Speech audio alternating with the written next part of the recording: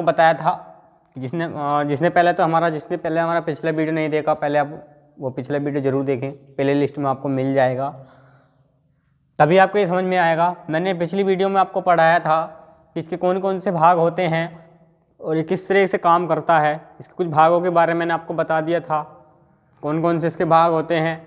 चलिए आपको मैं यहाँ पर विद प्रैक्टिकल के आपको यहाँ पर सब कुछ दिखाने वाला हूँ, तो आप लोग मेरे साथ बने रहिए।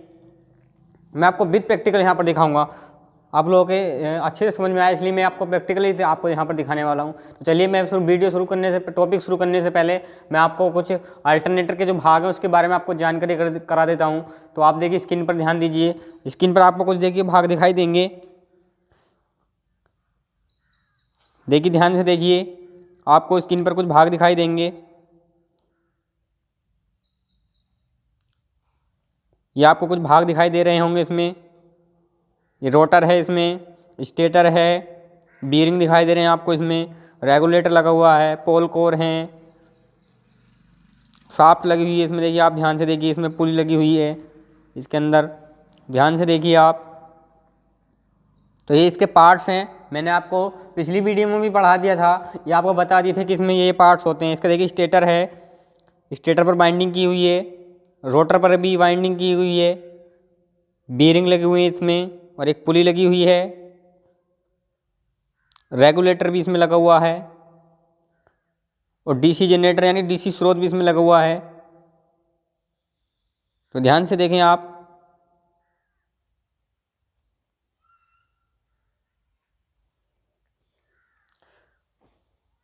तो फ्रेंड्स, मैंने आपको यहाँ पर कुछ जो अल्टरनेटर है उसके मैंने भागों के बारे में आपको जानकारी दी, तो आपके समझ में आ गए होंगे कौन कौन से भाग होते हैं। मैंने पिछली वीडियो में भी आपको समझा दिया है कि कौन कौन से भाग होते हैं। तो अपन यहाँ पर बात कर लेते हैं, आज अल्टरनेटर की कार्यप्रणाली के बारे में अपन बात करते हैं। यहाँ पर अल्टरनेटर की जो कार्यप्रणाली है, अल्टरनेटर की कार्य प्रणाली के बारे में अपन यहाँ पर बात करते हैं। मैंने बताया था पिछली वीडियो में आपको क्या होता है कि इसमें एक तो स्टेटर होता है, स्टेटर में आर्मेचर वाइंडिंग की जाती है, और जो रोटर होता है रोटर पर क्या की जाती है, फील्ड वाइंडिंग की जाती है। तो जब रोटर को स्टेटर के बीच में घुमाया जाता है, जब रोटर को स्टेटर के बीच में घुमाया जाता है तो क्या होता है, जब कोई रोटर को जब हम स्टेटर के बीच में घुमाएंगे तो जो फील्ड वाइंडिंग है उसके अंदर क्या होगा, एक फील्ड में क्या होगा, उसमें उसके अंदर एक चुंबकीय बल यानी चुंबकीय क्षेत्र उत्पन्न हो जाएगा। क्या होगा, चुंबकीय क्षेत्र उत्पन्न हो जाएगा। अब देखिए जो स्टेटर की बाइंडिंग है वो क्या होगा, जो स्टेटर की बाइंडिंग है जो उसमें जो रोटर में चुंबकीय क्षेत्र उत्पन्न हुआ है, यानी कि जो रोटर में चुंबकीय क्षेत्र उत्पन्न हुआ है वो स्टेटर के चालकों के द्वारा छेदित कर दिए जाएंगे। यानी कि स्टेटर के जो चालक होंगे वो उनका चुंबकीय क्षेत्र का छेदन करेंगे, जिससे क्या होगा, स्टेटर बाइंडिंग में क्या होगा, ईएमएफ उत्पन्न होगा। क्या होगा, ईएमएफ उत्पन्न होगा। तो फ्रेंड्स, हमने यहाँ पर जाना कि जब रोटर को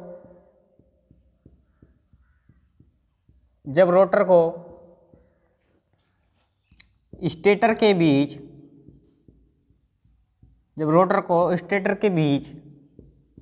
घुमाया जाता है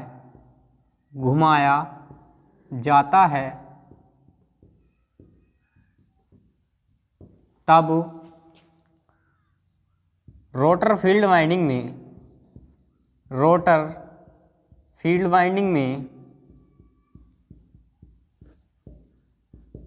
चुंबकीय क्षेत्र उत्पन्न होता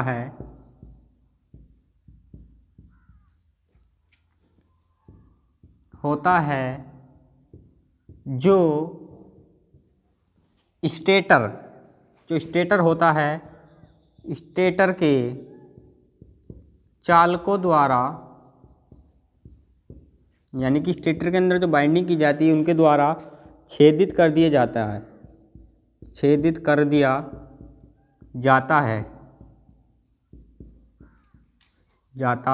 है। जब कोई चालक किसी चुंबकीय क्षेत्र का छेदन करता है तो क्या होता है, उसके अंदर ईएमएफ उत्पन्न हो जाता है। क्या हो जाता है? ईएमएफ उत्पन्न हो जाता है, कर दिया जाता है, जिससे ईएमएफ या प्रेरित विद्युत भाग बल बोल सकते हैं इसको, इलेक्ट्रोमैग्नेटिक फोर्स बोलेंगे। प्रेरित विद्युत भाग बल उत्पन्न हो जाता है, उत्पन्न हो जाता है। तो ये तो इसकी हो गई कार्यप्रणाली कि किस तरीके से इसके अंदर ईएमएफ उत्पन्न किया जाता है। पार्ट्स के बारे में मैंने आपको वीडियो के स्टार्टिंग में मैंने आपको बताया दिया कौन कौन से पार्ट्स होते हैं, कैसे कैसे इसमें कौन से पार्ट्स का क्या कार्य होता है। जो रोटर होता है वो घूमने वाला पार्ट होता है, जिसके अंदर फील्ड वाइंडिंग की जाती है, चुंबकीय क्षेत्र उत्पन्न किया जाता है। स्टेटर के अंदर आर्मेचर वाइंडिंग की जाती है, जिसके होता है जो चुंबकीय बल रेखा को छेदन करते हैं और ईएमएफ उत्पन्न होता है इनके द्वारा।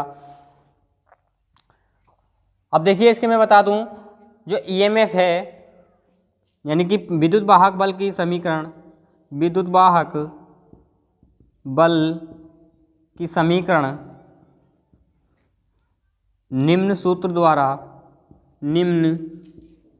द्वारा ज्ञात की जा सकती है, ज्ञात की जा सकती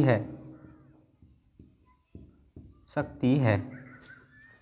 बहुत ही हमारी E बराबर B into L into B sine theta, ये होती है विद्युत वाहक बल समीकरण ज्ञात करने के लिए समीकरण होती है। अब देखिए एक बात का ध्यान दें यहाँ पर, ये तो आपके समझ में आ गया होगा कि जब रोटर को स्टेटर के बीच घुमाया जाता है तब रोटर फील्ड वाइंडिंग में चुंबकीय क्षेत्र उत्पन्न होता है, जो स्टेटर के चालकों द्वारा छेदित कर दिया जाता है और जिससे क्या होता है इसमें ईएमएफ उत्पन्न हो जाता है। और इसकी बल की समीकरण के लिए ये वाले सूत्र हमें ये समीकरण लगाएंगे इसमें। अब देखिए एक बात का ध्यान दें, यहाँ पर एक बात का ध्यान दें, अगर आपको थीटा बराबर 0 दिया है या थीटा बराबर आपको 90 डिग्री दिया है, तब आप क्या करेंगे? उस कंडीशन में आप क्या करेंगे वो भी देख लेते हैं। अगर मान लीजिए आपके पास में थीटा बराबर क्या दिया है, 0 दिया है, तब आप साइन थीटा की जगह क्या रखेंगे? 0 रखेंगे। तो साइन 0 का मान क्या होता है? 0 होता है। तो क्या हो जाएगा यहाँ पर? 0 हो जाएगा। क्या हो जाएगा? 0 हो जाएगा। अब सपोज मान लीजिए आपके पास में थीटा बराबर 90 डिग्री दिया है, क्या दिया है? 90 डिग्री दिया है। तब क्या रखेंगे? तब क्या करेंगे आप? थीटा की जगह 90 डिग्री रखेंगे और साइन 90 का मान कितना होता है? 1 होता है। तब कितना हो जाएगा? ई बराबर कितना हो जाएगा? B into L into B, ये आपका हो जाएगा। तो इस तरीके से आप इसको ज्ञात कर सकते हैं। तो ये हमने देखी इस अल्टरनेटर की कार्यप्रणाली के बारे में अपन हमने बात की। देखिए आप, और मैं थोड़ा सा इसको आपको एक पिक्चर के द्वारा समझा देता हूँ किस तरीके से ये कार्य करता है। देखिए आप थोड़ा इस पर स्क्रीन पर ध्यान दें, किस तरीके से देखिए यहाँ पर आपको एक पिक्चर दिखाई देगी, ध्यान से देखें। ये आपको रोटर दिखाई दे रहा है, इसमें बीयरिंग लगा हुआ है इसमें शाफ्ट पर। और देखिए जब रोटर घूम रहा है तो इसमें क्या हो रहा है? ईएमएफ उत्पन्न हो रहा है, यानी कि चुंबकीय क्षेत्र उत्पन्न हो रहा है इसमें। अब देखिए जब ये स्टेटर के बीच में घुमाया जाएगा तो क्या होगा? जो स्टेटर के चालक हैं उनके द्वारा चुंबकीय बल रेखाएं छेदित कर दी जाएंगी, जिससे क्या होगा? ईएमएफ उत्पन्न हो जाएगा, हमको ईएमएफ मिल जाएगा। देखिए ध्यान से देखें इसको, और देखिए इसमें बीयरिंग भी लगे होते हैं शाफ्ट पर। अब देखिए ये क्या है, आपको ये दिखाई दे रहे होंगे, ये क्या है? इस पर पोल्स हैं। ये क्या है? ये पोल्स हैं जिन पर बाइंडिंग की जाती है, आर्मेचर बाइंडिंग की जाती है। ये पोल्स दिखाई दे रहे होंगे आपको यहाँ पर, ध्यान से देखें। देखा आपको आपको दिखाई दे रहा होगा। तो अपन ने भी जाना, देखिए जो अल्टरनेटर होता है वो किस तरीके से कार्य करता है। अब देखिए मैंने आपको बता दिया अल्टरनेटर की जो कार्य प्रणाली है उसके बारे में अपन ने यहाँ पर चर्चा कर ली है। अगर आपको थीटा बराबर 0 दिया है तब ये ई बराबर 0 हो जाएगा, थीटा बराबर 90 डिग्री दिया आपको तब ये ई बराबर B into L into B हो जाएगा। तो आपको ये सूत्र याद रखना, कभी कोई पूछ लिया जाता है कि जो विद्युत वाहक पूछ लिया जाता है कि थीटा डिग्री कोण पर विद्युत वाहक बल की समीकरण क्या होगी। पूछ लिया जाता है कि 90 डिग्री कोण पर अल्टरनेटर की जो विद्युत भागबल समीकरण है वो क्या होगी, ये पूछ लिया जाता है, तो आपको ये याद रखना है, आप इसको लिख सकते हैं। अब देखिए यहाँ पर बात करते हैं अपन जो ईएमएफ की आवृत्ति है उस पर बात कर लेते हैं अपन यहाँ पर, यानी कि जो विद्युत भागबल की आवृत्ति है उस पर बात करते हैं अपन यहाँ पर। अब ईएमएफ की आवृत्ति है उस पर बात कर लेते हैं, आवृत्ति यानी कि एफ, इस पर बात कर लेते हैं। ये क्या होती है, तो देखिए क्या होती है, जो फील्ड पोल्स होते हैं, जो फील्ड पोल्स तथा जो घूर्णन रोटर की घूर्णन गति होती है इस पर निर्भर करती है। ये जो ईएमएफ की आवृत्ति यानी आवृत्ति होती है, प्रेरित विद्युत भागबल आवृत्ति होती है, ये रोटर के घूर्णन की गति, रोटर के घूर्णन की गति, घूर्णन की गति तथा पोल्स की संख्या पर निर्भर करती है, पोल्स की संख्या पर निर्भर करती है, निर्भर करती है। अर्थात इसको बोलेंगे अपन यहाँ पर, अर्थात F बराबर P यानी कि पोल की संख्या N, रोटर के चालकों की संख्या बटे 120, ये क्या होती है, इसकी आवृत्ति होती है। यहाँ से क्या बनता है आपका, आपको दे दिया जाएगा एग्जाम में कि क्या है, एक 4 पोल वाली, क्या है, एक 4 पोल वाली, या इस तरीके से आपको क्वेश्चन दे दिया जाएगा। देखिए मैं एक क्वेश्चन लिख करके दिखा देता हूँ आपको, एक क्वेश्चन लिख देता हूँ मैं आपको यहाँ पर। देखिए एक एसी जनित्र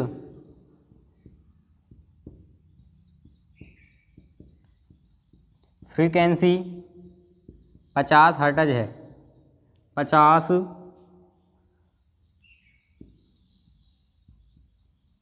हर्ट्ज है तथा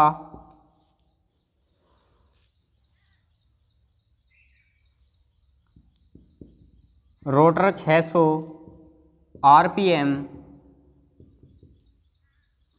पर गति कर रहा है, पर गति कर रहा है, तब पोल्स की संख्या क्या होगी, तब पोल्स की संख्या क्या होगी। तो हम क्या निकाल सकते हैं, इसको हम यहीं से निकाल सकते हैं। देखिए कैसे, इधर देख लेते हैं। हमारी जो आवृत्ति निकल करके आई है वो आई है F बराबर PN यानी पोल्स की संख्या और रोटर के चालकों की संख्या बटे 120।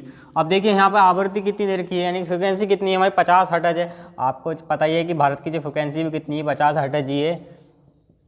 और देखिए यहाँ पर पोल्स की संख्या हमसे पूछी गई है और रोटर के चालकों की संख्या कितनी दी है भाई, हमें यहाँ पर कितनी दी है, 600, बटे में कितना चल रहा है, 120। तो यहाँ पर एक 0 से 0 कट गया, इसको काटेंगे 12 पंजे 60, 5 से इसको काटेंगे कितना आ जाएगा, 10 आ जाएगा। यानी पोल्स की संख्या कितनी आ गई भाई, 10 आ जाएगी। कितनी आ जाएगी, 10 आ जाएगी। अगर किसी जनित्र में, किसी ऐसी जनित्र में पोल की संख्या 10 है तो वो कितनी स्पीड पर घूमेगा, कितनी स्पीड पर उसकी रोटर की गति होगी, 600 आरपीएम पर होगी। कितने पर होगी, 600 आरपीएम पर होगी। और आवृत्ति तो आपको जानते हैं कितनी होती है, 50 हर्ट्ज होती है, आप सब जानते हैं इसके बारे में। तो फ्रेंड्स अपन ने यहाँ पर बात की अल्टरनेटर की कार्य प्रणाली के बारे में, अपन ने जाना यहाँ पर किस तरीके से होती है, क्या जो अल्टरनेटर होता है वो ईएमएफ कैसे उत्पन्न करता है। हमने ईएमएफ की आवृत्ति के बारे में यहाँ पर बात की कि ये क्या होती है, रोटर की घूर्णन गति तथा पोल्स की संख्या पर निर्भर करती है जो आवृत्ति होती है। इसका फॉर्मूला होता है F बराबर PN/120 होता है। अपन ने एक सवाल किया इसके, और एक ही एसी जनरेटर की फ्रिक्वेंसी 50 हर्ट्ज है तथा रोटर 600 आरपीएम पर गति कर रहा है, तब पोल्स की संख्या क्या होगी। तो अपन ने जाना कितनी होगी, 10 होगी। कितनी होगी, 10 होगी यहाँ पर। यानी कि 10, अगर 10 पोल होंगे किसी एसी जनरेटर में तो कितने रोटर कितनी गति पर घूर्णन करेगा, 600 आरपीएम पर। आरपीएम का मतलब आप जानते हैं राउंड प्रति मिनट। कभी कभी पूछ लिया जाता है ये भी पूछ लिया जाता है कि यहाँ पर आरपीएम क्या है, पूछ लिया जाता है एग्जाम में। एग्जाम का कोई नहीं पता कैसे क्वेश्चन पूछ सकता है, वो कहीं से पूछ सकता है, तो आपको ध्यान देना इन बातों पे भी। आरपीएम का पूछ लिया जाता है, चक्र प्रति मिनट बोलेंगे इसको, राउंड प्रति मिनट बोलेंगे।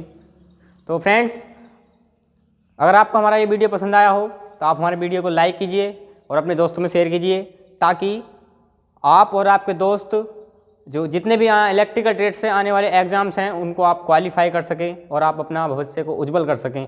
और हमारे चैनल को ज़्यादा से ज़्यादा सब्सक्राइब कीजिए। धन्यवाद।